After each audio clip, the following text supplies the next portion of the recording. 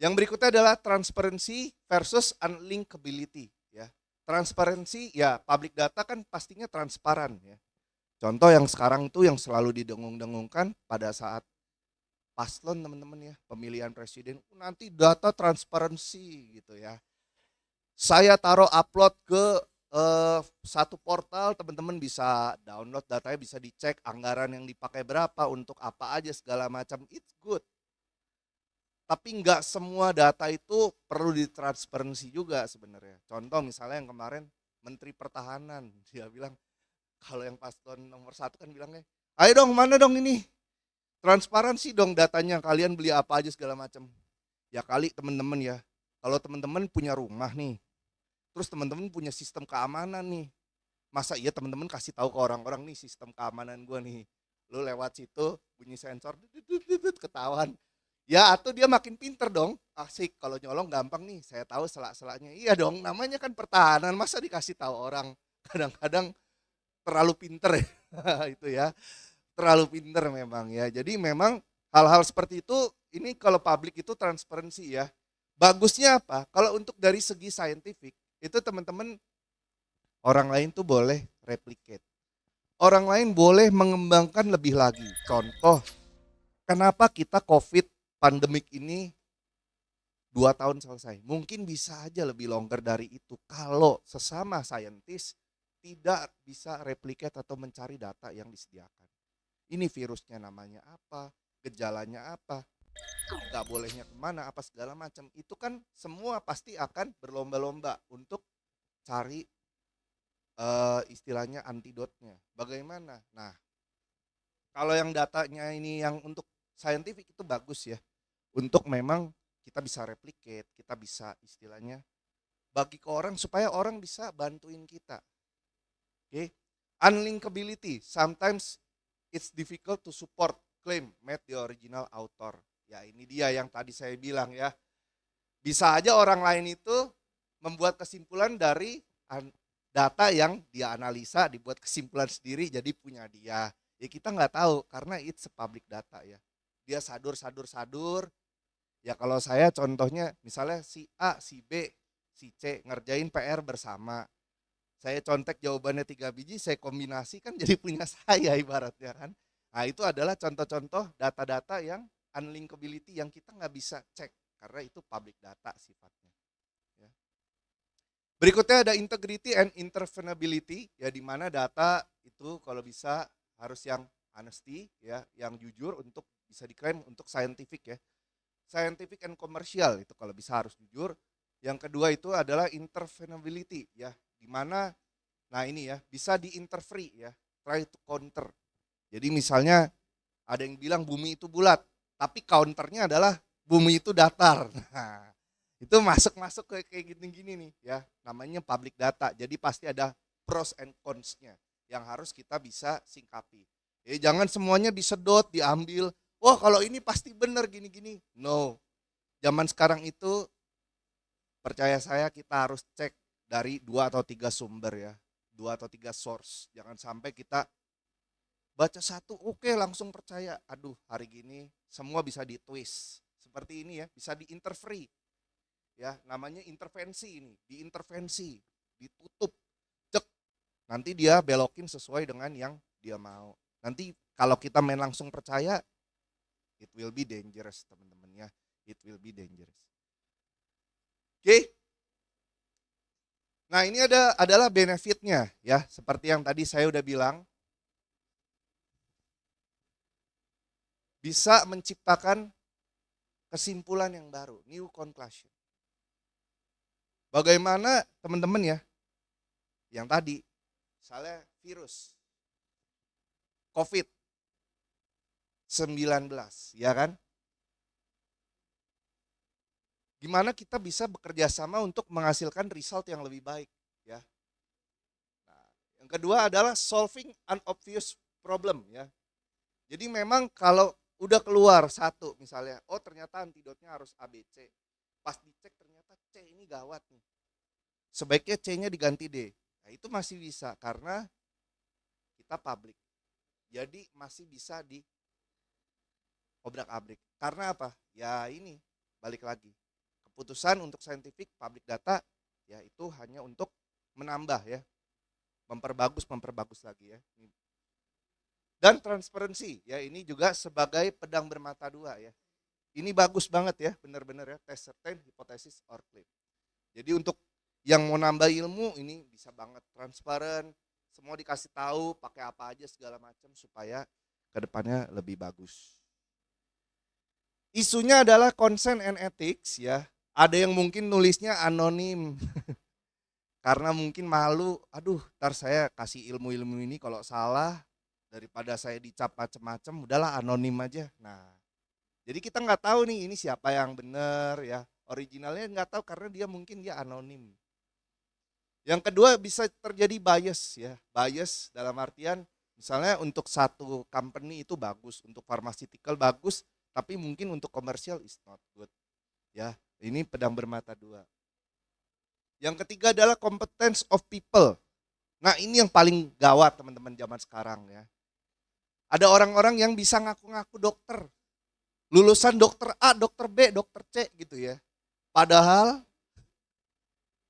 secara akademik mungkin tidak seperti itu teman-teman ya. Ada yang udah jadi influencer, waduh kayaknya ini followernya mantep nih, Raffi Ahmad misal contoh ya. Banyak followernya, dia kalau ngomong pasti bener. Ya nggak tentu juga kalau dia memang belum menjadi pakarnya di situ, kenapa kita harus percaya? Sebenarnya kurang lebih gitu. Tapi karena udah, wah ini orang kayaknya trustworthy, ini udah mantep nih. Nah itu menjadi gawat ya. Competence of the people ya. Anything can be anyone. Anyone can be someone else. Nah ini yang bahaya. Oke ya. Oke teman-teman. Cepet kok saya nih. Nggak sampai jam 3 kelar kalau saya mah orangnya paham lah teman-teman ya. Aduh sayang, saya nggak bawa ini souvenir. Kalau enggak saya ngadain tebak-tebakan biasanya ya. Biasanya saya ada yang tebak-tebakan. Lupa bawa souvenir ya. Nanti nggak enak, ada yang menang nggak dapat souvenir kan nggak seru. Tapi oke, balik dulu ya, ntar saya kasih tebak-tebakan. Nah, iseng-isengan saya pengen tahu seberapa jago anak SMA Wardaya. Nah, gitu ya. Oke, kalau masuk Singapura gimana? Kalau di Singapura kita mau cari data bisa di data.gov.sg ya. Itu mau data mengenai apa aja? Ekonomi, education, environment, finance, infrastructure, ini semua ada di sini. Transport ada dan lain sebagainya. Ya, kalau di sini enak, kalau di Singapura ya. Nah, berikutnya ini kita masuk ke yang lumayan daging-daging teman-teman ya. Nah, ini adalah cara menganalisa big datanya ya. Tekniknya seperti apa? Kita lihat dulu videonya ya. Ini nggak kesambung speaker, jadi teman-teman tolong dilihat videonya.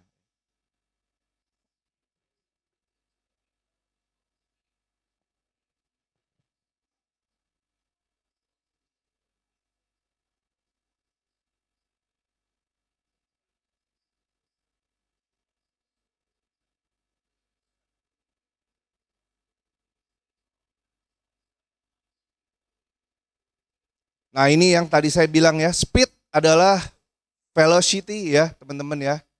Volume, variety, veracity. Jadi big data itu kita analisa dari sana-sana ya. Lihat berapa tweet, berapa pencarian di mesin Google, berapa yang update di Facebook, transaksi kredit card 10.000 per second teman-teman. Jadi bayangin betapa banyaknya data yang bisa di gather teman-teman ya. Tuh. Find pattern, analyze. Ya ini emang udah prosesnya. Kalau mau cari data, mau analisa data, ya itu ya teman-teman ya. Find patternnya. Teman-teman. Yang pertama deskriptif nih, kalau mau menganalisa ya. Bagaimana cara yang pertama melalui deskriptif. Nanti saya jelasin di slide berikut. Yang kedua diagnostik ya teman-teman, ini biasa di rumah sakit ya, biasa diagnosa, diagnostik. Yang ketiga adalah prediktif. Ya nanti saya akan jelaskan juga di slide-slide berikut. Ya. Ada juga yang preskriptif teman-teman ya. Ini pakai sistem A or B. Ya, jadi kalau singkatnya saya sering pakai juga di marketing ya. Soalnya ada dua desain yang mana yang lebih cocok di mata customer ya. A atau B itu nanti kita bisa cek. Itu pakai teknik A dan B ya. Melalui aplikasi ya teman-teman ya. Kita bisa understand user, kita bisa find opportunities ya. Provide better service, prosecute fraud teman-teman ya. Jadi kesalahan-kesalahan itu kita minimalisir lagi teman-teman ya dengan adanya data teman-teman. Oke. Jadi itu yang kita harus paham teman-teman ya. Nah ini adalah beberapa teknik-teknik, saya nggak semuanya juga teman-teman ya. Jujur aja saya bukan expertnya untuk teknik-tekniknya apa aja enggak ya, tapi beberapa saya bisa karena saya bekerja di digital marketing juga teman-teman ya, itu pakai data teman-teman. Biasa saya pakainya Google Analytics teman-teman. Gimana kita bisa tahu ya teman-teman ya, ntar saya jelasin ya teman-teman ya Google Analytics dikit aja. Yang pertama adalah prediction methods ya, di mana kita memakai beberapa variabel untuk prediksi future value-nya. Ini statistik teman-teman ya. Statistik dan juga fungsi dari accounting teman-teman ya. Bisa dilihat di sini adalah classification, regression, dan juga anomaly detection ya. Bagaimana ini kalau kamu belajar kelas distribusi teman-teman ya. Kelas distribusi, regression ini hubungan sebab akibat teman-teman ya. Ada yang pakai 2 variabel, 3 variabel, makin pusing itu teman-teman. Tapi regression umumnya sebenarnya sederhana, tapi kalau semakin banyak variabelnya semakin lebih sulit teman-teman ya. Yang kedua ada description method ya, di mana kita find human interpretable patterns describe the data ya. Nanti bisa pakai teknik clustering, association rule discovery, and sequential pattern discovery. Serimpet. Nah ini adalah tekniknya ya teman-teman ya. Kalau yang prediction teman-teman ya, itu membutuhkan supervision.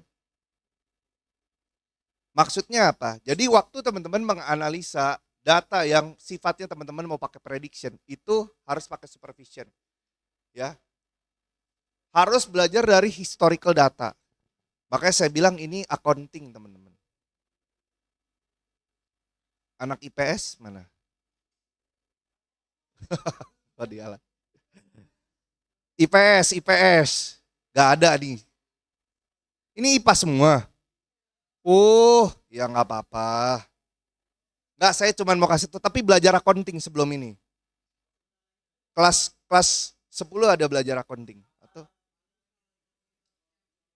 maklum saya kan lulusan tua ya, saya kan baru dibagi IPA IPS. Second year saya baru dibagi.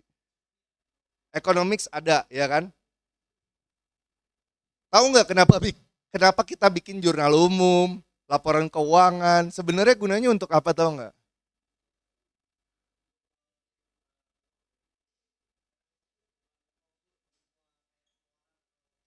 Iya, itu kenapa dicatat, gunanya untuk apa? Data yang hilang betul, mungkin warehouse-nya supaya nggak hilang. Tapi gunanya ada yang lebih penting. Untuk prediksi. Kenapa prediksi? Untuk ambil keputusan ke depan. Decision making. Contoh ya, misalnya, soalnya akuntan saya ya, mohon maaf, saya S1 akuntan, S2 bisnis. Jadi kalau teman-teman perhatikan, akuntansi, dia bikin historical data, dia bikin apa yang sudah terjadi, itu yang dicatat.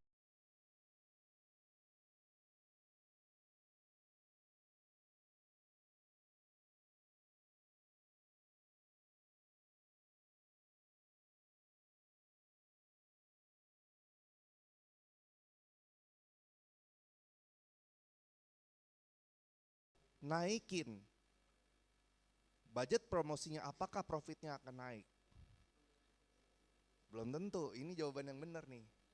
Tapi kita bisa belajar dari past 5 years misalnya. Secara 5 tahun kalau kita naik turunin apakah profit atau tidak. Ya, itu masuk ke sini data-data ya. Contoh lagi ya. Pakai iPhone dong. Handphone iPhone pakai? Enggak. Oke, yang gampang Samsung lah. Ya, Samsung nih. Samsung itu produknya ada handphone, ada laptop ya, Ada TV, bener kan? Banyak dia. Kalau Samsung semua penjualannya TV, laptop dan juga handphone per tahun katakanlah kita bilang profitnya adalah 100.000 Singapura dolar dengan biaya iklan 10.000 Singapura dolar. Itu 10.000 itu dibagi eh, 3.000 untuk TV, 3.000 untuk laptop, 4.000 untuk handphone. Kan totalnya adalah 10.000, bener kan? Dapat keuntungan 100.000. Kalau pakai accounting kita bisa predik juga finance ke depan. Contoh, kalau handphonenya kan udah terkenal, budgetnya saya potong. Dari 4.000 saya jadiin 2.000, berarti sisa 2.000 dong. 2.000-nya saya pindah ke TV. Jadi TV yang harusnya budget 3.000 jadi 5.000. Apakah profitnya naik? Nah, bisa naik, bisa juga turun. Karena ternyata orang kok jadi nggak pernah lihat iklan handphone Samsung lagi, bisa jadi ya. Tapi kan TV-nya naik. Nah, itu kan banyak variabel, banyak data, banyak historical data yang kita bisa pakai. Contoh, kalau TV dijual sebenarnya keuntungannya adalah 100.000. Handphone kalau dijual 50.000, berarti yang cuannya lebih banyak TV, bener gak? Kalau promosinya kita pindah ke TV, handphone yang kita turunin karena udah terkenal, apakah akan lebih profit? Nah itu data semua teman-teman. Itu data historical yang kita bisa pakai untuk prediction ke depan. Itu dipakai, kalau di saya di finance itu kepake banget. Ya, jadi kita blueprintnya, kita ada 3 scheme, biasanya 3 scheme. Yang paling atas adalah skema keuntungan yang biasa anak-anak kalau bikin bisnis plan, wah untungnya maksimal 1 M kok gitu kan. Wah luar biasa kadang-kadang.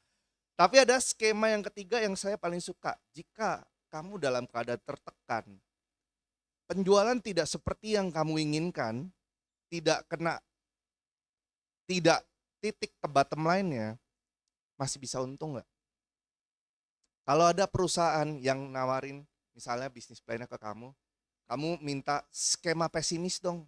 Kalau skema optimis semua orang pasti untung. Saya minta skema pesimis, kalau nggak laku gimana? Apakah masih bisa untung atau survive? Nah itu bisa di prediction teman-teman ya, bisa diukur, diprediksi di sini. Ya, itu salah satu data yang pemanfaatan dari historical ya, pakai supervision dari data sebelumnya. Bisa.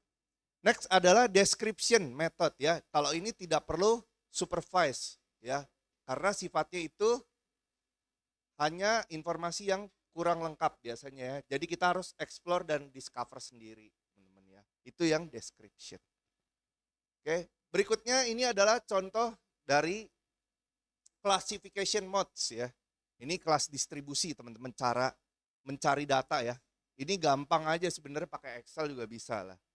Ya contohnya ada yang mau pinjam kredit. Bagaimana kita approve kreditnya? Kreditnya oke apa enggak? Nah itu pakai gini, apakah dia bekerja atau tidak? Lulusan dia paling tinggi terakhir di mana? Lalu berapa tahun dia sudah tinggal di rumahnya tersebut? Maka dari 3 variabel ini, regressionnya, maka kreditnya diterima atau tidak. Ya, bisa dilihat di sini dia bekerja, yes. Terakhir lulusan graduate, ya. Dia sudah tinggal 5 tahun di rumah tersebut, maka kredit dikasih oke. Ya. Ada juga yang dia bekerja, yes. Level educationnya lulus SMA aja. Dia sudah tinggal di situ 10 tahun, maka dikasih kredit. Ada nih yang dia udah kerja, tapi lulusan SMA. Dan ini tinggal di rumah itu baru 2 tahun. Kurang trustworthy, kurang ngerti, maka kreditnya tidak diberikan. Ya ini ada kriteria yang kita set sebetulnya untuk kita ketemu jawaban dari data-data yang ada. Ini namanya kelas distribusi, classification. Ya bisa nanti pakai Excel, belajar pakai SPSS bisa ya. Dengan tingkat keyakinan 95%, maka ini bisa ya dipelajari. Nah ada juga yang seperti ini ya, modelnya ya, decision tree ya. Jadi misalnya ini juga mau pinjem uang contohnya ya. Model decision tree-nya gimana? Kriterianya 3. Tidak punya rumah, statusnya tidak merit atau sudah cerai, dan penghasilan per bulannya di atas 80.000. Maka itu boleh dikasih pinjem, borrow, boleh pinjem bank. Nah ini juga skema yang decision tree, mirip-mirip class distribution yang tadi. Jadi ada kriteria yang kita inginkan dan kita tinggal sort datanya keluar nanti. Ya, yes, single, penghasilan 125.000 per bulan, maka dia default borrowernya gimana? Nah itu bisa dicek di situ ya, karena dia punya rumah, jadi dia tidak dikasih pinjam. Oke, jadi ini ada kriterianya. Yang no rata-rata bisa jadi yes di sini ya. No yes, no yes. Oke, yang yes di sini kan kita lihat semua depannya pasti no. Karena memang tidak boleh punya rumah. Jadi itu kriteria. Kalau di Excel, ini kan anak IPA nih logika. Di Excel nama formulanya apa tahu nggak? Apa? Iya nih pinter nih, jago nih. Ya, pakai if else ya, if else then ya, itu adalah kriterianya. Itu tinggal kamu sort thread keluar semua tuh hasilnya, bener ya. Pakai if, ya ini mainnya gitu. Ya ini bisa ya di decision tree ini. Jago nih, kelas 10. Bagus nih, jago nih calon-calon ya, bagus bagus. Hebat hebat. Ada juga yang artificial neural networks ya, kita sebut N ya. Ini juga modelnya bisa dengan model yang tadi pakai kriteria. Jika X1, X2, X3 dimasuk black box ini, outputnya adalah Y ya.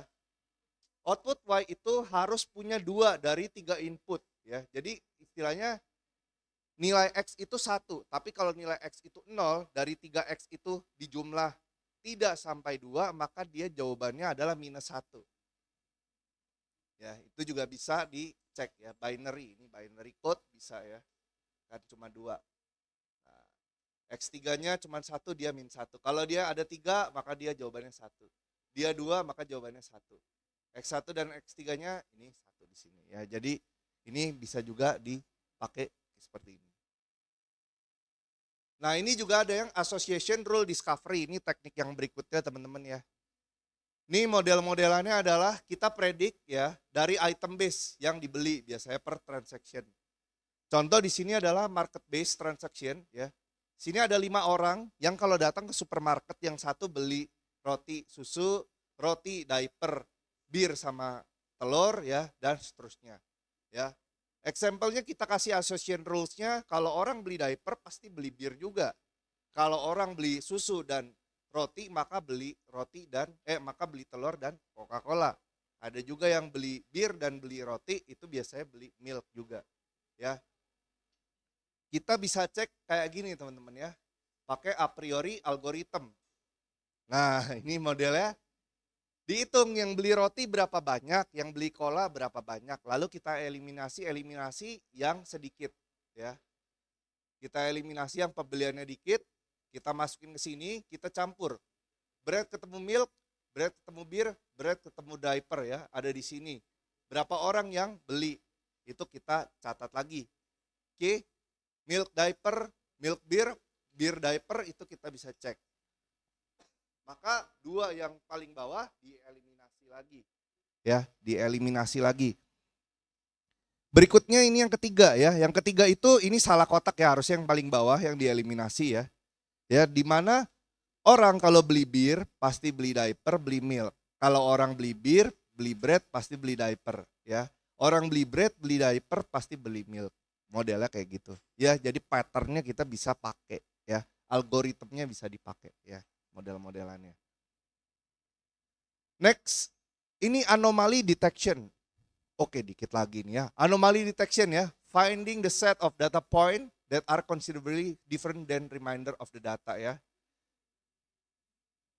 Ada data anomali, data yang beda sendiri. Contohnya kayak gini. Di saat semua orang kumpul di sini, dia ada di sini sendiri. Ini balik lagi ke yang tadi, intermezzo sedikit teman-teman ya. Apa sidik jari. Jadi saya ambil tes teman-teman. Saya ambil tes, tek gitu ya. Masuk, dicek datanya. Jadi dari jari saya ini ya, sidik jarinya, itu miringnya semuanya harusnya ke arah yang sama. Jadi misalnya kalau yang ini ke kiri semua, yang ini ke kanan semua. Harusnya ini kan ada ini nih. Pokoknya mesti biasa pakai senter putih ya, dicek nih sidik jari ini ya. Kalau biasa dia beloknya ke kiri, biasa ke kiri semua. Kalau saya ada satu, kalau nggak salah jari telunjuk yang tangan kiri saya ini miringnya beda sendiri. Jadi yang lain misalnya ke sebelah kiri, yang ini ke kanan. Jadi kalau yang ini sama semua, ke kanan semua.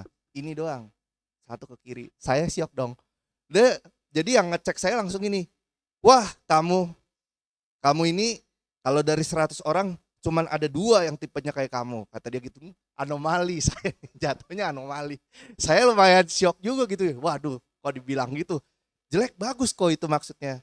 Ya bisa jelek bisa bagus kata dia. Jadi maksudnya gimana? Jadi kalau ada orang yang ngajakin kita semua ayo lari ke sebelah kiri. Bisa-bisanya kamu tuh bisa lari ke sebelah kanan sendiri tahu katanya. Menerjang maut kamu katanya. Jadi kamu tuh breakthrough orangnya. Orang-orang yang nggak suka ikut arus katanya. Orang-orang yang bisa rebel kalau jeleknya rebel. Bisa jadi pengkhianat mungkin ya dalam artian kalau di sisi positifnya kita tuh berenang sendiri artinya kreativitinya tinggi ya. Kalau orang ya kita kan kalau nyalain TV caranya gini, kalau saya mungkin bisa pakai cara yang lain gitu. Jujur aja saya juga mungkin baru sadar sendiri gitu. Kalau ikut retret teman-teman ya. Saya ikut retret. Ada game nih lomba-lombaan. Biasa kan dibagi satu kelompok 5 orang gitu ya. Kadang saya ditunjuk jadi ketua kelompok nih. Saya tuh paling suka gini teman-teman. Ini ada lombanya apa? Saya tanya rulesnya, saya cari celah rulesnya, saya cari shortcutnya setelah itu.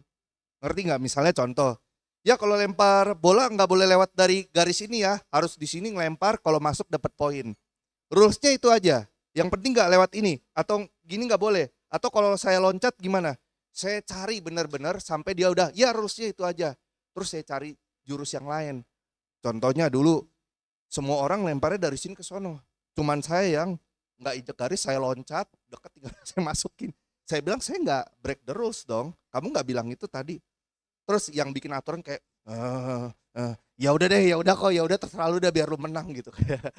Saya bilang ya salah sendiri kamu nggak sebut rules gitu ya. Saya orang yang seperti itu anomali.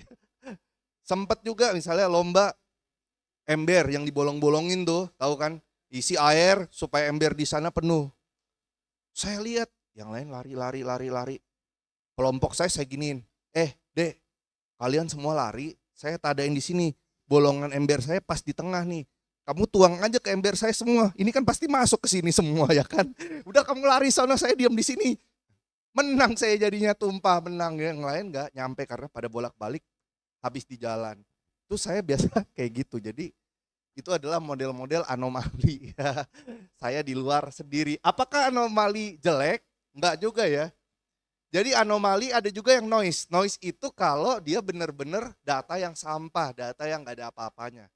It's noise. Tapi kalau data anomali itu bisa jadi sesuatu yang kita harus masukkan di dalam prediksi.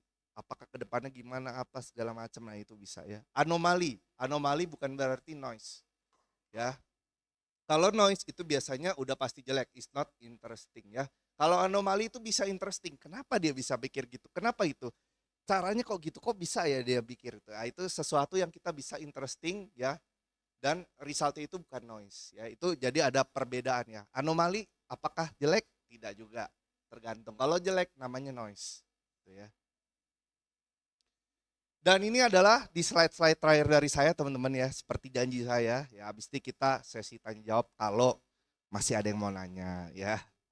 Santai aja mau nanya mengenai yang lain juga boleh. Mengenai Singapura, mengenai SIM nanti saya bisa jawab. Oke. Aplikasi yang dipakai untuk analisa big data apa? Itu aplikasi medical ya. Patient tracking ya. Kalau sekarang kita ke rumah sakit, biasanya dia sudah ada riwayat kita ngapain aja, pernah kena serangan jantung atau apa. Nah itu biasanya di-record semua. Jadi sehingga pada saat kita datang berikutnya, dia sudah ada data sebelumnya, do and don'ts-nya.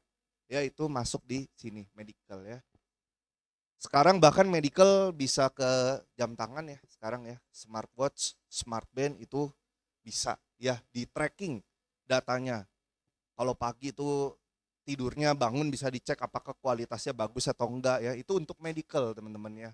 Teman saya ada yang pakai karena memang dia ngecek apakah selama tidur itu dia benar-benar deep sleep atau enggak ya. Kadang-kadang kita bangun itu kok masih capek ya, ternyata tidurnya enggak deep sleep. Kenapa enggak deep sleep? Rupanya misalnya dicari tahu tidurnya nyalain lampu ya. Tidur nyalain lampu dan tidak nyalain lampu beda loh teman-teman. Karena kulit masih terima rangsangan cahaya ya. Jadi kalau kamu bangun kalau nyala lampu itu biasa lebih capek. Kalau tidurnya gelap itu biasa bangun lebih seger. Coba deh, percaya gak percaya. Karena kulit masih terima rangsangan teman-teman ya. Ada yang untuk diagnosa tadi ya caranya ya, itu biasa dipakai di medical ya, diagnosa penyakit apa dan lain sebagainya, patternnya seperti apa. Cancer itu ada patternnya, ya patternnya seperti apa, gerakannya seperti apa, maka itu bisa dicek ya. Itu adalah aplikasi yang pakai pakai big data. Nah kalau e-commerce ya ini kebetulan saya naruhnya Amazon ya. Tapi kan kita bisa tahu ya sekarang e-commerce Tokopedia lah, Shopee lah, itu semua pakai big data. Ya, dianalisa behavior kita. Biasanya gini, barang yang kamu suka juga ada apa variasinya, kamu mau yang mana itu biasa ditampilin. Ya. Ini masuk ke e-commerce Amazon. Kalau saya di sini kebetulan contohnya Amazon. Buku yang disuka apa? Nah, ini di Amazon. Ya. Movie, ini juga pakai ya. Aplikasi yang pakai ya Netflix. Iya kan? Biasa sebelum kamu enter Netflix, dia tanya data kamu secara historical. Suka movie yang action atau genre kayak drama atau apa, itu kan ditanya dulu, suruh pilih 3. Setelah itu dia akan kasih tahu, ini kira-kira film yang cocok buat kamu.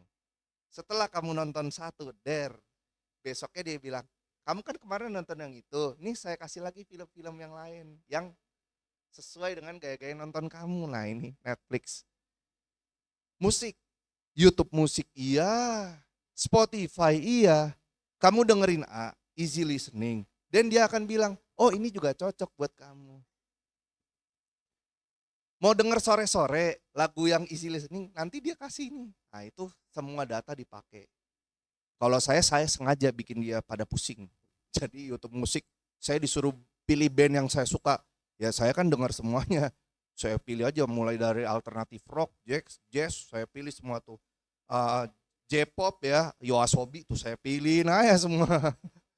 Nonton konsernya saya nonton, Yoasobi, keren. 1,5 jam. Coldplay belum nonton, Yoasobi udah nonton. Ya ini base dari big data ya, itu dia akan determine, dia prediction kira-kira kamu suka yang seperti apa, aplikasi yang pakai. Berikutnya, kalau ini zaman saya, zaman kalian udah nggak pakai lagi, karena sekarang sudah ada Spotify, Netflix ya, 2 platform atau application itu yang membuat ini mati mungkin nih teman-teman. BitTorrent itu, ada yang tahu BitTorrent? Tahu BitTorrent? Paham ya? Mungkin jauh, kalau dekat saya suruh ke sini ya. BitTorrent itu jadi gini simpelnya. Misalnya saya punya 1 album lagu Avril Lavigne, lengkap. Yang album Let Go. Namanya siapa mas bro? Oliver. Si Oliver ini suka Avril Lavigne. Tapi dia nggak punya uang untuk beli. Ya. Dia cari di BitTorrent. Avril Lavigne. Keluarlah IP saya. Yang saya taruh, saya bilang saya taruh di BitTorrent, saya punya Avril Lavigne, 1 album yang mau bisa ambil di share. Jadi ini adalah website untuk sharing sebenarnya teman-teman ya. Jadi si Oliver bisa ambil album Avril Lavigne saya, download langsung. Saya nggak perlu kasih izin, dia bisa langsung download. Jadi satu dunia bisa download Avril Lavigne kalau makanya dulu tuh bajakan gencar ya. Karena denger lagu beli CD dulu mahal, udahlah gitu kan, cari aja nih di BitTorrent gitu ya. Film-film movie juga ada beberapa yang ditaruh di BitTorrent. Nah kalau sekarang ya ini udah hampir nggak ada teman-teman ya. Sekarang pasti pakainya Netflix, Spotify, kita nggak bajak, kita bener, cukup berlangganan setiap bulan aja. Ya. Ada juga tapi yang masih berasa keberatan, Dicari tuh di Shopee ya akun-akun murah. Ada juga ya, tapi ini adalah salah satu yang kita share data. Berikutnya untuk sport ada ESPN. Kalau saya suka nonton Liga Inggris ya, biasa ada Opta. Opta Joe, Opta itu dia sampai tahu loh. Misalnya contoh, Cristiano Ronaldo berapa kali dia ngegol pakai kaki kanan, kaki kiri, pakai kepala ya, itu ketahuan semua, datanya semua ditaruh di sini. Bahkan sekarang kalau nonton Liga Inggris, pada saat jeda jeda babak 1 ke babak 2, itu dia bisa ada gambar yang harusnya prediction bolanya ini ke sini, tapi rupanya dia oper ke sini. Nah, itu bisa dicek pakai data. Apakah nanti berbuah gol apa enggak, itu benar-benar sekarang ya kepake semua teman-teman, apalagi pakai drone ya di atas, itu benar-benar langsung setiap pemain udah dicek. Ya. Twitter ya, ini juga text mining teman-teman ya. Kenapa dibeli sama Elon Musk? Ya, dia mau getter data juga dari Twitter ya. Dan ini Twitter trending ya, topik itu kan data-data semua ya, bisa dipakai. Politik ini udah pasti pakai data ya. Paling gampangnya kalau ngelihat ke TV dulu quick count. Nah, quick count itu data tuh ya teman-teman ya. Gimana kita bisa predik paslon berapa yang pendapatan suaranya lebih banyak ya, kurang lebih seperti itu. Oke, cukup sekian dari saya teman-teman. Pas nih kurang lebih. Thank you teman-teman.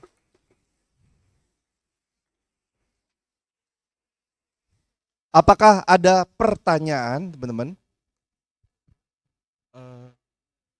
Oh langsung. Oke, jadi guys ada yang mau nanya nggak? Oh ada Ada yang MC-nya, punya mantap. pertanyaan? Ada yang punya pertanyaan?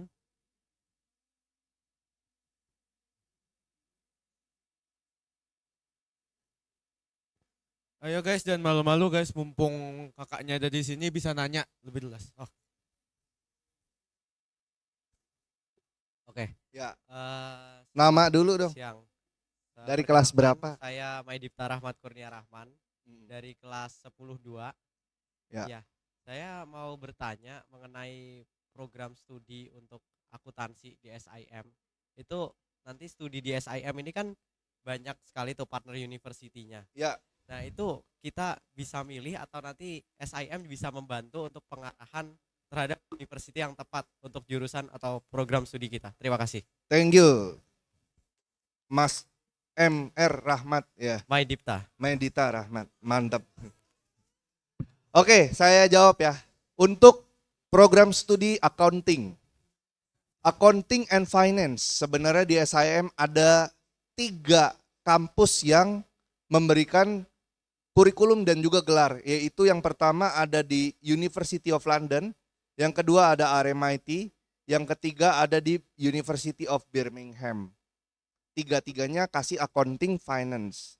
Jadi balik lagi dari gayanya si Medita ini. Lebih suka bikin project atau lebih suka exam based atau campur keduanya. Nah, kalau campur keduanya biasanya orang ambil ke Birmingham. Kalau lebih suka accounting, donit maju ke depan presentasi, dan ambil yang University of London, dia exam based. Kalau lebih banyak project masuk ke RMIT. Ya. Tapi kalau saya disuruh pilih, saya either University of London atau RMIT. Hai, saya kurang selamat datang suka di kelas Birmingham bahasa. karena ada gap year. Buat kamu yang ingin 6 meningkatkan bulan. kemampuan Untuk dalam anak bahasa Indonesia, karena anak Indonesia baru keluar ijazah bulan Juli, maka kuliah pertamanya di Oktober. Oktober selesai di Desember, ada gap year sekitar 6 bulan. Jadi saya biasanya cross Birmingham, saya nggak mau. Berarti antara UOL atau RMIT. Dua-duanya belajar perpajakan IFRS. Ya, IFRS itu International Financial Reporting Standard. Dua-duanya belajar. Dua-duanya belajar taxation-nya Singapura, belajar. Jadi once teman-teman lulus mau kerja di Singapura bisa. Karena belajar SEC ya, itu adalah taxation-nya Singapura. Tapi yang ketiga yang UOL gak ada, kalau kamu mau kerja di Aussie, RMIT belajar taxation Aussie and New Zealand. Namanya ANZ ya, itu bisa dipelajarin di RMIT. Kalau ada pikiran mau coba ke sana, better ambil RMIT. But kalau kamu mau di Singapura aja, saya pilih University of London. Kenapa? Bachelornya bachelor honors. Kalau RMIT bachelor biasa, bachelor accounting. Kalau honors, once kamu mau ngambil S2 akan lebih mudah. Lebih mudah bukan artinya langsung, tapi lebih mudah. Terus kenapa pilih University of London? Ya tadi ya, accounting nggak perlu terlalu banyak maju ke depan, yang penting kita ngerjain konsep, exam bisa. Dan yang menentukan ke depan dari accounting itu adalah sertifikasi, teman-teman. Jadi semakin banyak sertifikasi, semakin gede gaji kamu. Sertifikasi yang oke-oke, ya kalau menurut saya accounting and finance. Saya lebih ke arah finance. Kenapa? Ada yang namanya CFA, Chartered Financial Analyst, itu 3 level. Kalau udah level 3, bayaran gajinya per jam. Ya, bukan per bulan, per jam. Atau CFP, Certified Financial Planner. Kayak teman saya masih muda, dia ambil CFP. Sekarang kalau saya konsul namanya Valen. Valen, kalau Koko punya duit 100 juta, sebaiknya diapain? Itu dia bisa kasih jawaban, tapi dia bilang, Koko mau konsultasi sejam, 3 jam, 1 bulan atau 3 bulan, tarifnya sekian. Jadi udah ditodong dulu ya. Ya itu dari saya. Jadi kalau pilih accounting finance 3 tahun ya programnya selesai. Tapi kalau RMIT 2 tahun 9 bulan, ini bisa UOL atau RMIT. Ya pilihannya 2 itu. ACCA itu yang ke University of London. Itu juga bagus ya. Saya dengan Pak Andon bilang itu bagus ACCA untuk accredited ya.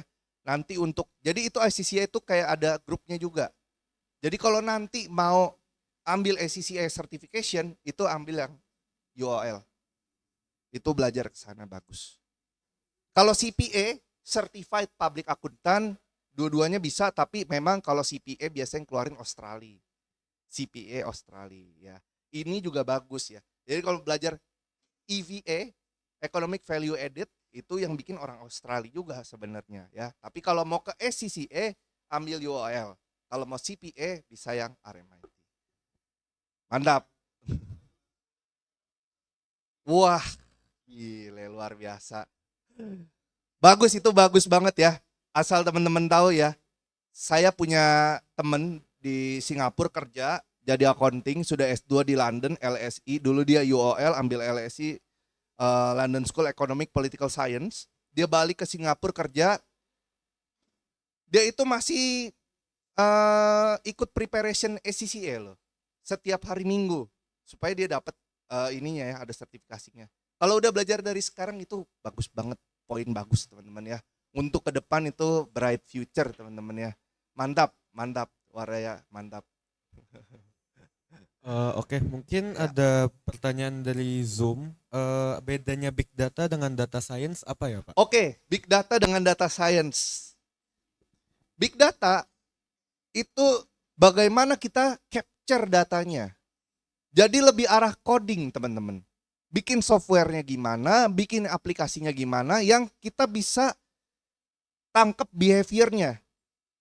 Caranya gimana, codingnya gimana, itu big data. Tapi kalau data science, yang udah di capture, yang udah diambil datanya, kita bawa, kita baca pakai statistik. Jadi nggak ada coding lagi, lebih ke arah how to analyze the data. Jadi datanya seperti apa, baru kita interpret ke orang. Banyak loh yang pasti nggak paham. Nih cara baca datanya gimana nih? Ya kita tahu nih, contoh saya ada vendor digital marketing, dikasih tahu, ya ini pemilih banyak cewek, banyak cowok, rentang usia yang memilih 25, 30, berapa. Itu kan data kadang-kadang ya, mohon maaf. Yang CEO mana paham lagi gitu. Udahlah, yang penting kamu maunya apa kan gitu kan. Nah, data science itu kita bisa statistik, kita bisa ambil, kita bisa interpret dengan lebih baik. Bahkan dia kalau di SIM program dari UOL itu gabungannya adalah data science and business analytics ya. Jadi bagaimana dari data kita analisa untuk keputusan bisnis di masa depan. Oke? Cukup? Oke, cukup.